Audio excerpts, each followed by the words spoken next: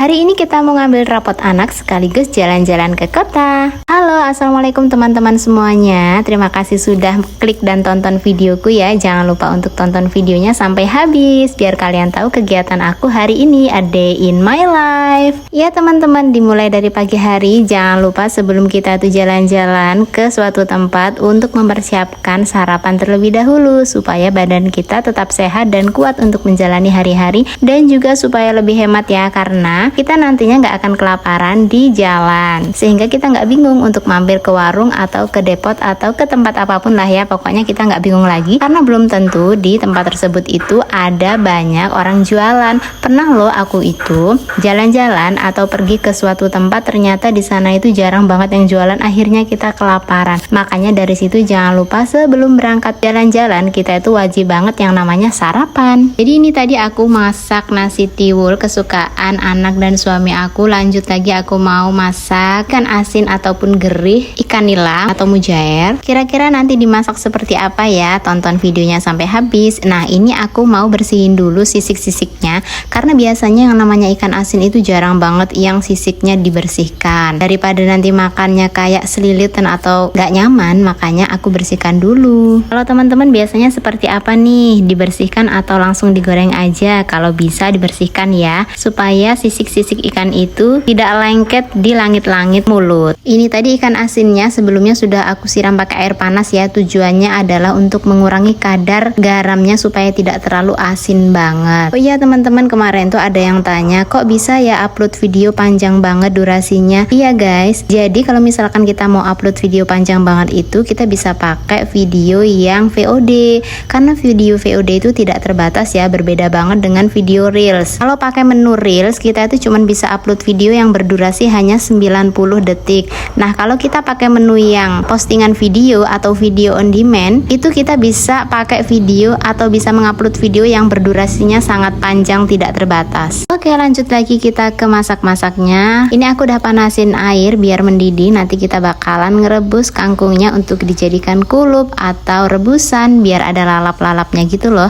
Jadi ceritanya ikan asinnya ini mau disambel aja biar ringkes dan lebih yummy. Sejujurnya aku tuh serumah kurang suka yang namanya kuah santan ya. Jadi favoritnya itu apa-apa disambel, ditumis gitu-gitulah ya. Ini tuh bagian yang paling lama adalah mitil-mitil lombok, kemudian kupas-kupas bawang, pilih-pilih cabai. Sebenarnya ini tuh bikin lama, lebih ringkes lagi kalau kita food prep ya, food preparation. Jadi semuanya udah disiapin, mulai dari kupasan bawang, cabenya, kemudian irisan sayur juga. Jadi semuanya kayak tinggal sat-set gitu. Tapi karena kita masih manual ya, kadang juga sayur yang di kulkas gak ada, harus belanja dulu. Jadi ya dinikmati aja lah prosesnya seperti ini, yang penting mateng ya kan. Ini airnya udah mendidih, lanjut aja aku masukkan kangkungnya. Sebenarnya ini kangkungnya tadinya mau aku tumis atau dicah kangkung gitu, tapi karena dia itu cuman sedikit, nanggung banget ya, nanti kangkungnya cuma jadi sepiring atau seuprit, nggak cukup dong kalau dimakan serumah. Akhirnya aku rebus aja. Jarang banget sih sebenarnya yang namanya mengulup kangkung, biasanya itu daun ubi atau kenikir atau daun pepaya ya, tapi ini karena adanya kangkung nggak apa-apa lah, kita rebus aja. Maaf banget ya teman-teman kalau misalkan ada suara-suara backsound yang tak tok terus kemudian ada berisik-berisik gitu, karena nggak tahu ya kenapa kalau misalkan kita tuh pas mau record suara atau ambil suara ada aja keberisikan yang melanda. Ini tadi juga aku tuh sempat berhenti ngomong karena ada azan yang pasti kita harus berhenti ketika mendengar azan. Memang seperti itu ya teman-teman, kalau misalkan kita mengisi suara di siang hari itu memang banyak banget gangguan suara di belakang. Sebenarnya bagus sih kalau misalkan kita mengisi suara di malam hari, tapi ya gitu, suara kita jadi kedengeran keras banget dari luar. Kangkungnya udah mateng, udah siap. Sekarang giliran kita untuk mengulek bumbunya. Di sini aku pakai cabai yang banyak ya, karena apa sih? Ini tuh cabenya sebenarnya cabai muda, bukan cabai rawit ya. Kalau cabai rawit itu sedikit saja sudah pedas, tapi kalau cabai model seperti ini itu pedesnya kurang berasa, jadi memang harus agak lebih banyak gitu daripada cabai rawit. Lanjut lagi aku masukkan bawang merah dan bawang putihnya, terus diulek-ulek sampai halus. Tenang aja, meskipun badan aku kecil tapi kekuatan ulekanku itu benar-benar bisa menghaluskan bumbu-bumbu seperti ini guys. Di sini juga aku mau tambahin cabai hijau yang diiris-iris panjang kayak gini. Aku tuh seneng ya kalau misalkan nyambel atau nyayur apapun gitu. Kadang suka dicampur sama cabai hijau yang diiris panjang seperti ini. Rasanya sayurnya atau sambelnya lebih nikmat. Tidak lupa juga aku tambahkan tomat biar seger. Perbumbuan sudah selesai semuanya, dari mulai ulekan sampai yang iris-iris seperti ini. Sekarang lanjut kita mau numis. Oke, kita siapkan artis kita, wajan glowing. Ini tuh aku terinspirasi banget dari Mbak Yeni karena dia tuh bisa cakep gitu loh ya wajannya dan bikin kita semangat untuk masak. Ini juga anti lengket, makanya aku nggak nyesel sih beli wajan ini. Kalian yang mau juga punya wajan ini bisa klik linknya di bio profile aku ya. Di bagian tulisan my collection itu bisa kalian klik dan nanti di search atau dicari. Di kolom pencarian tinggal tulis wajan gitu, nanti muncul semuanya. Teman-teman, ini tadi ikan asinnya aku goreng sampai garing ya supaya tidak cepat basi dan tidak hancur. Lanjut aku tumis bumbunya yang tadi sudah aku ulek duluan menggunakan wajan glowing ini. Kita tumis-tumis terus. Ini enak banget wajannya, sama sekali nggak lengket. Dan ini aku putar-putar telinganya karena kayak kurang pas aja kalau misalkan telinganya itu tidak sejajar lurus dengan kompor.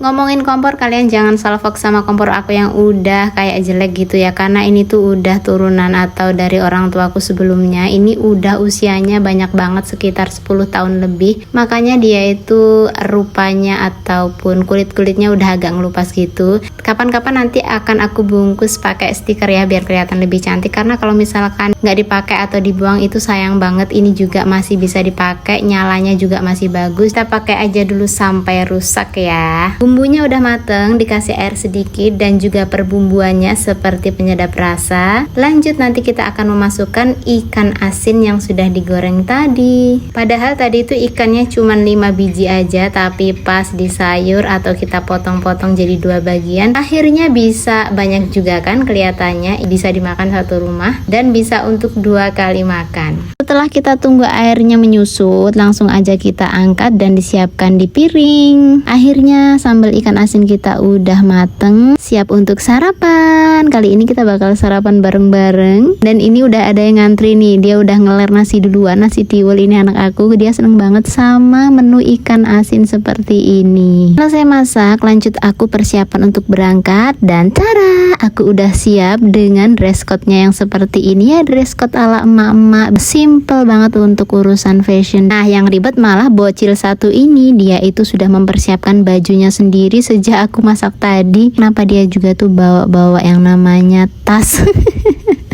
Emangnya anak cewek gitu ya, suka ikut-ikut ibunya, padahal aku nggak bawa tas loh ya, cuman bawa dompet kecil guys. Mungkin dikiranya kalau kita keluar itu semacam belanja atau pergi ke Indomaret ya, jadi dia bawa tas shopping begitu. Ada-ada aja. Nggak terasa kita tuh udah sampai di jalanan yang baru yang menikung banget seperti ini. Terus kita juga udah sampai di Tugu Tani. Ini namanya Tugu Tani Martapura ya teman-teman. Ini tuh daerah pusat kotanya, dimana di sebelahnya itu ada pasar. Rame banget meskipun tidak seramai di kota-kota besar, karena memang Martapura termasuk kota kecil yang masih berkembang. Menurutku sekarang tuh banyak banget fasilitas-fasilitas baru seperti jembatan layang ini guys, cantik ya. Yang pasti kalau sudah sampai di kota seperti ini, anakku mulai geger ya. Dia bilang itu Bu ada Indomaret, dan ini seneng banget ya ketika ada kereta lewat. Untuk teman-teman yang jauh dari Sumatera atau tinggal di luar Sumatera, biasanya nih orang-orang Jawa nih dikiranya di Sumatera itu seperti hutan atau nggak ada kereta. Eits, lihat dulu dong, di sini tuh ada kereta penumpang, kereta batu bara. Kebetulan ini tuh yang lewat kereta batu bara. Pelan-pelan Pak sopir, kalau lewat lintasan kereta seperti ini harus pelan-pelan ya, karena jalannya bergerenjel. Makanya kita harus hati-hati dan mengalah ya, jangan ngebut-ngebutan, jangan kayak langsung nyelonong gitu aja. Jadi harus diperhatikan rambu-rambunya juga. Mumpung lagi di kota, jarang-jarang banget kan aku ke kota dalam cuaca yang begitu ramai seperti ini. Makanya aku mau spill tipis-tipis nih. Kira-kira aku ngelewatin apa aja. Kalau dari penjual makanannya, menurutku di sini tuh udah lengkap. Ada berbagai jenis makanan yang dijual di pinggir-pinggir jalan seperti ini. Apalagi kalau di malam hari, kulinernya semakin rame dan lengkap. Dari tadi aku nunjukin yang sebelah kanan karena memang aku ini duduknya di belakang sopir.